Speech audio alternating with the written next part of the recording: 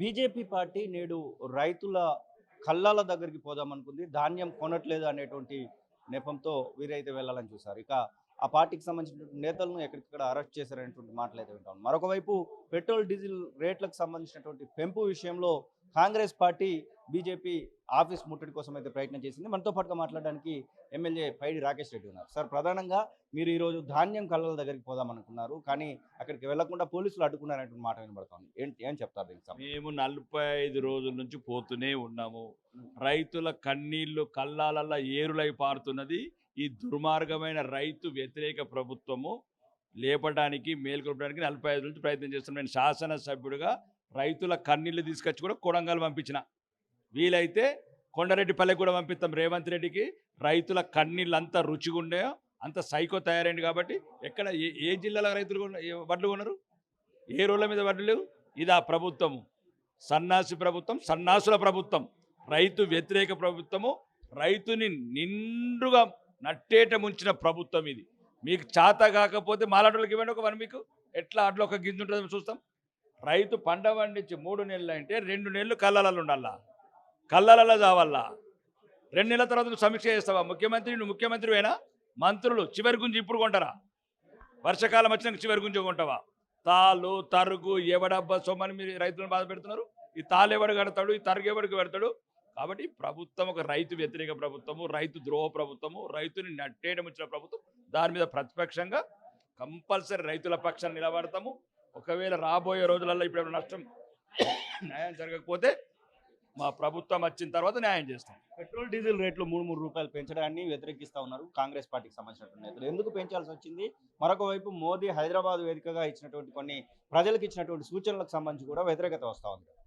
వ్యతిరేకత ఏం రావట్లేదు. వ్యతిరేకత కొంతమంది పచ్చకామర్లు ఉన్న ప్రతిపక్ష పౌరులకు, మీలాంటి జర్నలిస్టులకు వస్తున్న ఛానళ్లకు. ఎందుకంటే భారత ప్రధాని చెప్పింది బంగారం ఎవరు ఉంటారంటే పేదోళ్ళు కొనే పరిస్థితులు లేరు. మధ్య తరగతులు ఎప్పుడో సంవత్సరంకి వస్తారు, పండుగకు పబ్బం కొనుక్కుంటారు. ఎవడైతే డబ్బు ఉన్నోడో, మదం ఉన్నోడో, ఏదైతే పెట్టుబడులు పెడతారో కొన్ని రోజులు ఆగని రాన్నాము. దేశం గురించి ఆగలేరా? ఏం పెట్రోల్ బాబులు తాగుతారా? ఎవడు కాంగ్రెస్ వాళ్ళు తాగుతారా? తవ్వమనండి. దేశం మనం కోరుకోని యుద్ధం, మనం అనుకోని యుద్ధం.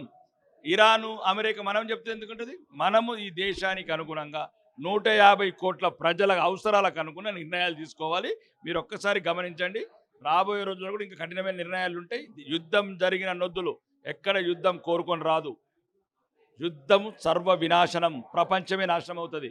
ఇప్పటికీ 100% పెరిగింది యూరోప్లో పెట్రోలు, 59% అమెరికాలో పెరిగింది. ఒక సంపన్న దేశాలే ఈ పర్సెంటేజ్ పెరిగితే ఒక అభివృద్ధి చెందిన దేశంలో ఒక సమర్థమైన నాయకుడు, విశ్వనాయకుడు భారత ప్రధానమంత్రి నరేంద్ర మోడీ ఉన్నాడు. కాబట్టి కొద్దిగా 3 రూపాయలు పెంచాం. మీకు దమ్ముంటే చాతనైతే కాంగ్రెస్ ప్రభుత్వం సవాల్ విసురుతున్నా. సుమారు 42 రూపాయలు ట్యాక్స్ కొడుతున్నారు కదా, 44 రూపాయలు ట్యాక్స్ కొడుతున్నారు. మేము ఎంత తీసుకుంటున్నాం? 12 రూపాయలు. 12 రూపాయలు 5 రూపాయలు మీకు తిరిగి ఇస్తున్నాము. మీరు ఏదైతే మీ ట్యాక్సెస్ ఉన్నాయో 44 రూపాయలు తగ్గించు. ఎక్కడ లేదే. యూపీలో 92 తక్కువ. యూపీకి అండ్ గుజరాత్కు, తెలంగాణకు 20 రూపాయలు ఎక్కువ ఉన్నది. 20 రూపాయలు తగ్గించండి. రాష్ట్ర ప్రభుత్వం ఏదో మీరు తగ్గించండి. మా రాష్ట్ర ప్రభుత్వం భారతీయ జనతా పార్టీ ఎక్కడైతే అధికారంలో ఉన్నామో రాష్ట్ర పన్నును తగ్గించాము.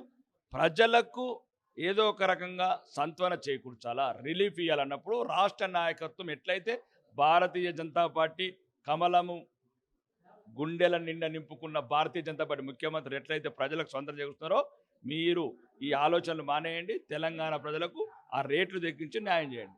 ముఖ్యంగా బండి సంజయ్కి సంబంధించి ఇప్పుడు మీరు కలవడం జరిగింది. బండి సంజయ్ బీజేపీ ఆఫీస్కి వచ్చారు. మొత్తం మీడియా అంతా కూడా అదే దృష్టి కేంద్రీకరించినట్టు. బండి సంజయ్ మీరు కూడా కలిసినట్టున్నారు కదా, ఏంటి పరిస్థితి దానికి సంబంధించి? మా కేంద్ర మంత్రి రాష్ట్ర నాయకుడు, ఈరోజు రాష్ట్రంలో ఒక ప్రజాకర్షణ నాయకుడు, ఈరోజు సమర్థవంతంగా ఇప్పుడున్న ప్రభుత్వాన్ని ఎదుర్కొంటున్న నాయకుడు. కాబట్టి మా నాయకుడు మేము కలవడం కొత్త ఏముంది? మేము వేరే నాయకుడు సహజం. ఇదంతా పార్టీ కార్యక్రమాల భాగమే తప్ప ఇంక వ్యక్తిగత సంబంధాలు ఏముండయి. ఇది Bharatiya Janata party state head office.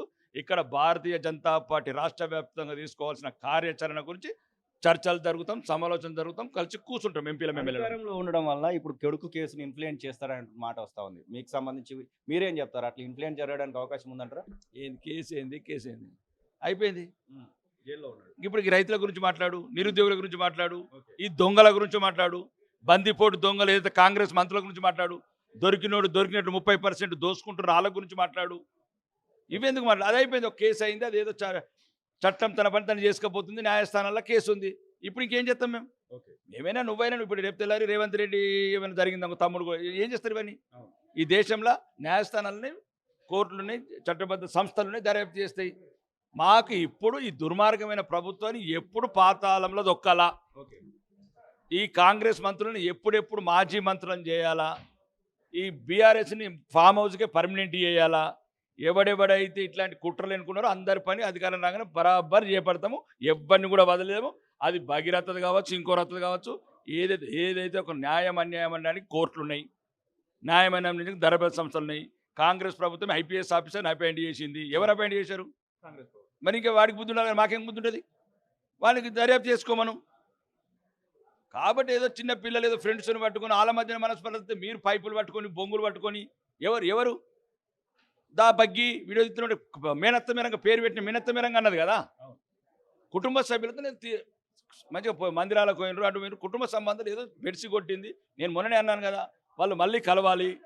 రెండు కుటుంబాల మధ్య మనస్పార్థలు వస్తుంటాయి. చిన్నపిల్లలేం కాదు, ఒక 2-3 నెలలు తక్కువ, 2 సంవత్సరాలు ఫ్రెండ్స్గా తిరిగి చాలామంది ఇప్పుడున్న టీనేజ్ అమ్మాయిలు ఫ్రెండ్స్గా తిరుగుతారు.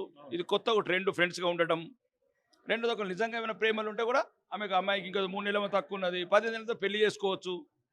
మరి మే నెలలు అనుకుంటే దింపిరు కదా, మీరే దింపిరు కదా, అత్త మామనే దింపిరు కదా తిరుపతి, శ్రీశైలం. నేను తప్పు పట్టట్లేదండి, అదొక కుటుంబ బంధుత్వాలు. దయచేసి మీడియా కూడా సమయం పాటించాలా. మీకు దొరికింది కదా అని మొత్తం అన్నీ మర్చిపోయినరు.